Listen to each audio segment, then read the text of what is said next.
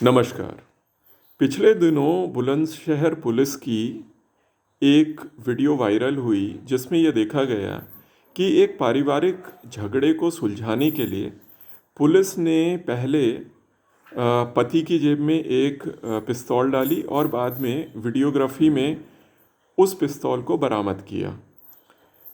यह जो वीडियो था यह इसलिए चर्चाओं में आ गया क्योंकि जिस समय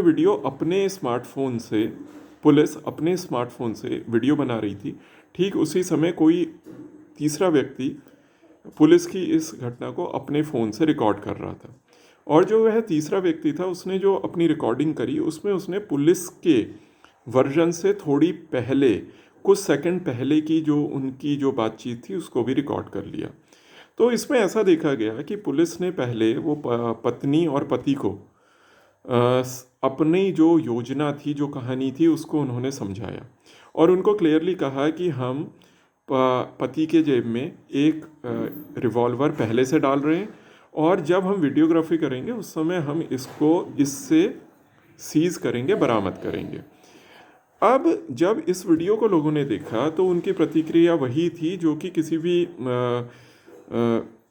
सामान्य बुद्धि के व्यक्ति की हो सकती है। उन्होंने ये कहा कि अगर पुलिस ऐसा साधारण अपराधों में कर रही है तो जो गंभीर अपराधों में है उसमें भी पुलिस इस तरीके से एविडेंस को प्लांट कर सकती है, चीज़ों को उनकी जेबों में रख सकती है या उनसे बरामदगी दिखा सकती है, खुद ही पहले रखकर बाद में उसकी बरामदगी दिखा सकती है। तो देखिए, ये घटना है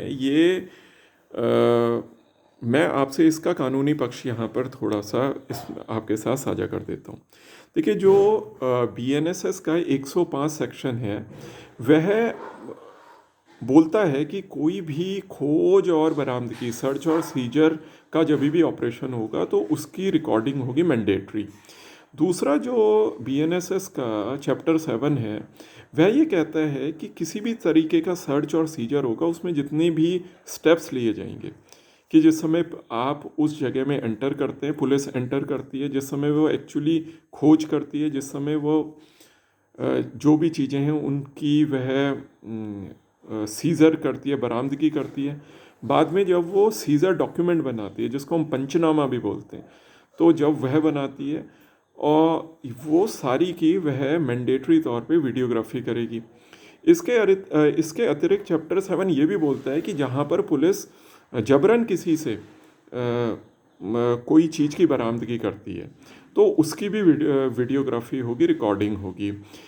तो जो जो कानून है, जो प्रोसीजर है, और ये BNSS वही है जो पहले होता था CRPC, मतलब प्रोसीजर कोड जो है, जो कि बताता है कि जब कोई प्रोसीजर, किसी चीज़ में प्रोसीजर फॉलो होगा तो क्या होगा। तो इसके अतिरिक्त जो 185 सेक्शन है BNSS का, वो ये बताती है कि जब पुलिस सर्च करती है तो वह किस तरीके से करेगी। 176 ये बताती है कि जब कोई पुलिस इन्वेस्टिगेशन करती है उसमें क्या प्रोसीजर फॉलो करेगी। 180 BNSS ये बताता है कि जब विटनेसेस का, जब आप विटनेसेस को एग्ज़ामिन करेंगे वह किस तरीके से करेंगे। और इसके अतिरिक्त जब ये पंचनामा बनता है, जब ये सीज़र डॉक्यूमेंट बनता है तो उसको आपको JM फर्स्ट क्लास को फॉरवर्ड करना होता है। तो ये सारी जो प्रक्रियाएं हैं इनको अब मैंडेटरी तौर पे ये बोला जाता है कि आपने वीडियोग्राफ करना है और इंटायर चेन ऑफ इवेंट्स को करना है, जिससे कि कहीं पर भी लूप होल ना छूटे और ऐसा ना हो कि जैसे ये बुलंदशहर पुलिस ने किया कि खुद ही उन्होंने उसकी जेब में पिस्तौल डाली, बाद में वीडियोग्राफ करते समय उसकी उन्होंने सीज़र दिखा दिया, बरामदगी दिखा दी। तो इन सारी चीज़ों से बचने के लिए अब जो प्रोसीजर फॉलो हो रहे हैं पुलिस के लिए मैंडेटरी है, अनिवार्य रूप से है कि उन्होंने इन सारी चीज़ों को करना है। लेकिन उसके बाद भी पुलिस क्यों नहीं करती, एक सवाल ही है कि पुलिस क्यों नहीं करती। तो पहला तो इसमें बिंदु ये है कि इससे पहले मैं आपके साथ एक और बात, पहले जो सेंट्रल पुलिस एक्ट 1861 था उसमें बहुत ज़्यादा रिकॉर्डिंग और इसका प्रोविज़न नहीं था। लेकिन पिछले कुछ सालों में, जब से 1996 में प्रकाश सिंह के अगुवाई में पुलिस रिफॉर्म्स की भी बात हुई है और उसके बाद उन्हें साल दर साल अपनी संस्तुति दिए हैं, तो उसके हिसाब से ये है कि अब वीडियोग्राफी एक तरीके से अनिवार्य ही है। तो यहाँ पर ये जो बुलंदशहर पुलिस ने किया, अब एक सवाल उठता है, क्या पुलिस सारी घटनाओं में इसी तरीके से करती है, और अगर वह करती है तो ऐसा कैसे कर पा रही है? तो देखिए, पुलिस, क्योंकि यहाँ पर एक कारण है कि पुलिस ऐसा इसी एक प्रकरण में नहीं करती, ये कई जगह कर सकती है, और जितने ज़्यादा गंभीर अपराध हैं उनमें भी इस तरीके का दुरुपयोग हो सकता है कि पुलिस अपनी एक कहानी गढ़ ले और उसके हिसाब से वह खोज करे और उसी के हिसाब से जो भी बरामदगी है दिखा दे। ऐसा क्यों है? ऐसा इसलिए है क्योंकि अभी जो रिकॉर्डिंग के लिए यूज़ हो रही है वह हो रही है जनरल टेक्नोलॉजी। पुलिस के पास जो स्मार्टफोन है उसी के ही कैमरे से, माइक से सारी चीज़ों को ऑडियो वीडियो रिकॉर्ड कर लिया जा रहा है। और इसके अतिरिक्त जो थानों में भी जो ये कैमरे वगैरह लगे हैं उनका कंट्रोल पुलिस के पास खुद है। भाई, स्मार्टफोन का कंट्रोल तो पुलिस जिसका है उसके पास खुद ही है, अगर पुलिस का अपना है तो उसके पास खुद है, और जो और भी कैमरे हैं उनका भी उनके पास खुद ही है। तो अभी पुलिस उनको आराम से अपने कंट्रोल में है, तो कभी भी बंद कर दिया, कभी चला दिया।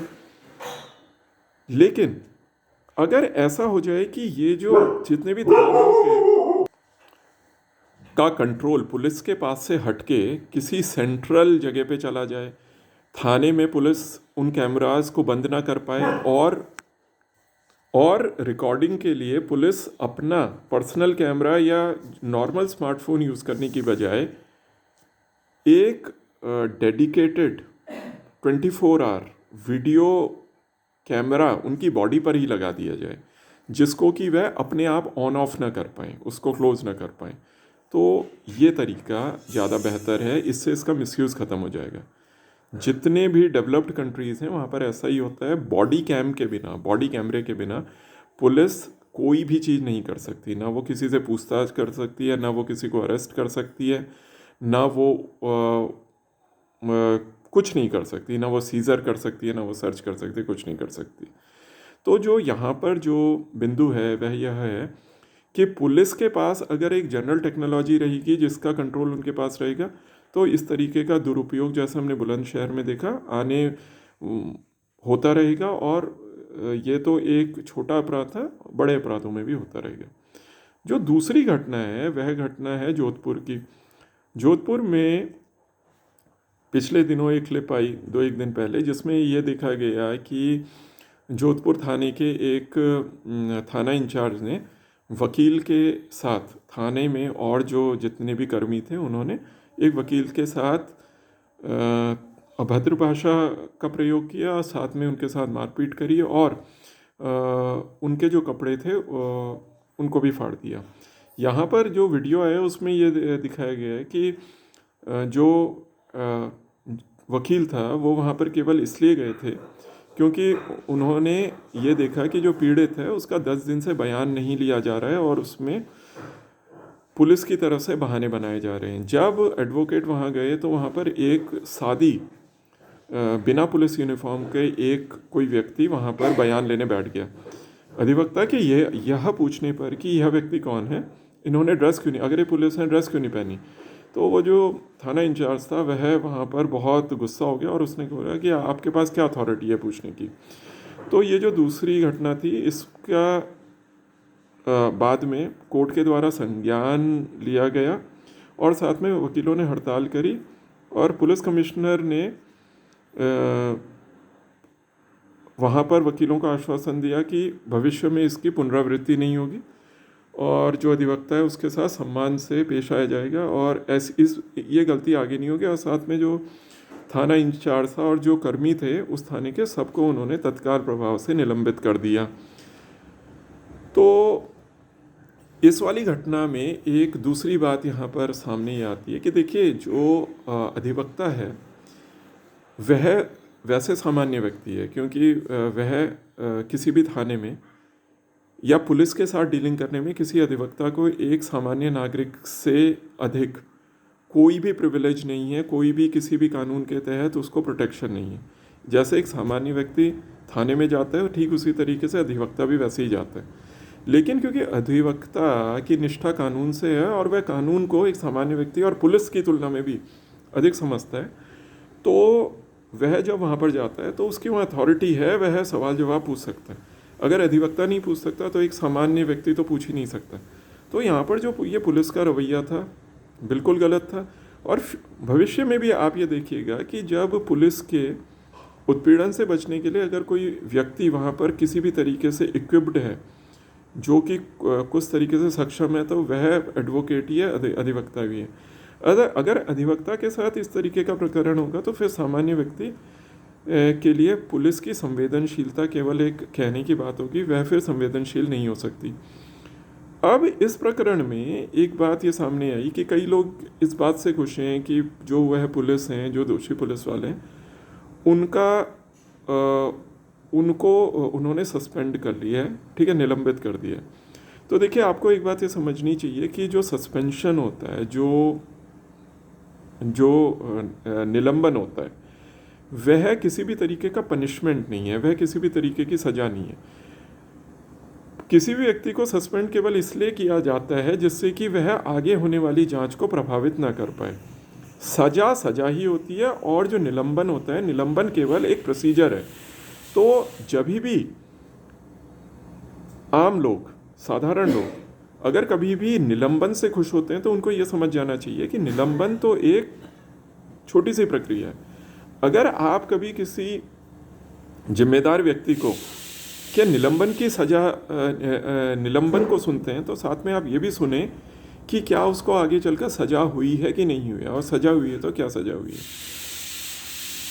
तो ये दो प्रकरण थे जिसमें कि हमने एक में तो हमने ये देखा कि अगर वीडियोग्राफी होती है तो उसका आज के समय में दुरुपयोग पुलिस किस तरीके से कर पा रही है। और दूसरा हमने जो बिंदु यहाँ पर छुआ है वह यह है कि जो अधिवक्ता है, अधिवक्ता को थाने में या पुलिस से डील करने में कोई किसी तरीके के प्रिविलेज नहीं है, लेकिन वह फिर भी इसलिए जाता है क्योंकि उसके कानून के लिए निष्ठा है, वह कानून को अधिक समझता है, और किसी भी पीड़ित को, किसी भी सामान्य व्यक्ति को बचाने के लिए यह उसके लिए आवश्यक है। हम भविष्य में चाहेंगे कि जो किसी भी राज्य की पुलिस है, किसी भी थाने की पुलिस हो, यह इस बात की पुनरावृत्ति ना करे, क्योंकि अधिवक्ता का पुलिस से कोई वैसे बैर नहीं है। लेकिन अगर पुलिस अधिवक्ता के मान सम्मान को ठेस पहुंचाएगी तो फिर उनको अधिवक्ता कानून के हिसाब से देखेगा, आज भी देखा है, भविष्य में भी देखेगा। तो पुलिस को भी अपने को बहुत संयत रखना चाहिए। और देखिए, अधिवक्ता से भी आप संवेदनशील हो सकते हैं। पुलिस का सबसे बड़ा टेस्ट तो सामान्य व्यक्ति से संवेदनशील होने का है। आप ये सोचिए कि जो थाना इंचार्ज, जो पुलिस अधिवक्ता को, जो कि कानून को जान रहा है, उसको जब वह इतने ख़राब तरीके से ट्रीट कर सकती है, तो एक सामान्य व्यक्ति को किस तरीके से ट्रीट कर सकती है। तो जो ये संवेदनशीलता की बात है, ये केवल स्लोगन्स में नहीं आनी चाहिए, केवल पट्टियों में लिखी भी नहीं होनी चाहिए, आपके कार्य करने के तरीके में भी आनी चाहिए। अभी आप पुलिस वाले हैं, जिस समय नौकरी नहीं होगी आप इन्हीं कोर्ट्स में आएंगे, आपको हम बाद में भी मिलेंगे। तो ये चीज़ें पुलिस को बहुत ध्यान से समझनी चाहिए, और एक म्यूचुअल रिस्पेक्ट होती है, इसको भी रखनी चाहिए। अधिवक्ता हो, पुलिस हो, दोनों का फर्ज लोगों की तरफ है। हम यहाँ पर समाज में कुछ अच्छा कार्य करने के लिए आए। तो ये दो बिंदु थे जिसमें मैंने आपके साथ अपने विचार और कानून के कुछ पक्षों को साझा किया। ये जो वीडियो हैं ये हम अपने याददाश्त के हिसाब से बनाते हैं, अपने अनुभव के हिसाब से बनाते हैं, इसलिए कई बार अगर फ्लो की कमी हो तो आप इसको थोड़ा नज़रअंदाज कर सकते हैं। किसी और विषय पर किसी और दिन आपके साथ चर्चा करेंगे। धन्यवाद।